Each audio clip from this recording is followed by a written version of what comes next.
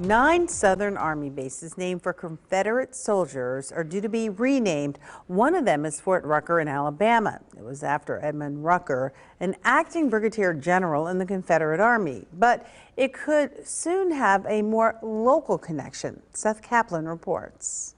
But that was then and this is now. Army retired Chief Warrant Officer and Harrisburg native Ken Stambaugh didn't have a say, of course, when Fort Rucker got its name, nor much more recently when the government decided to rename it. But as for the new name? Fort Rucker is the home of Army aviation. And if you went through Fort Rucker, which I did 3 times, the renaming to Fort Novosel is absolutely appropriate. Fort Novosel for Chief Warrant Officer Michael Novosel, originally of Etna, Pennsylvania, near Pittsburgh. Mr. Novosel flew in World War II, Korea, and Vietnam. Stambaugh served under Novosel. He was the warrant officer's warrant officer. He was who we wanted to be. Stambaugh learned a lot of what he knows from Novosel once he got the courage to say something to him. I saw him the first time. I was too shy to talk to him. Stambaugh told his training officer he had seen Novosel. He goes, "Did you talk to him?" And I said, "No."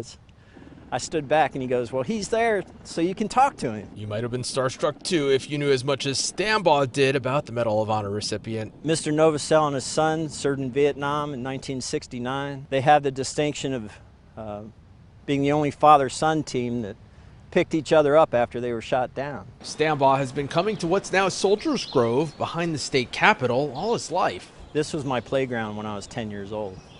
My mother was a librarian there.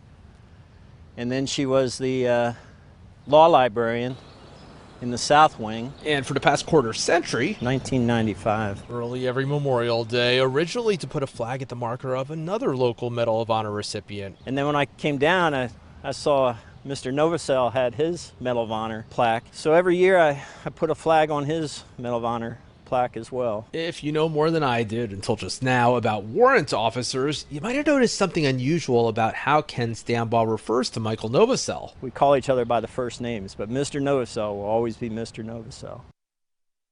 And if the renaming is finalized, the base in Alabama will always be Fort Novosel. Congress will have the final say. All 9 bases could get their new names by New Year's Day 2024.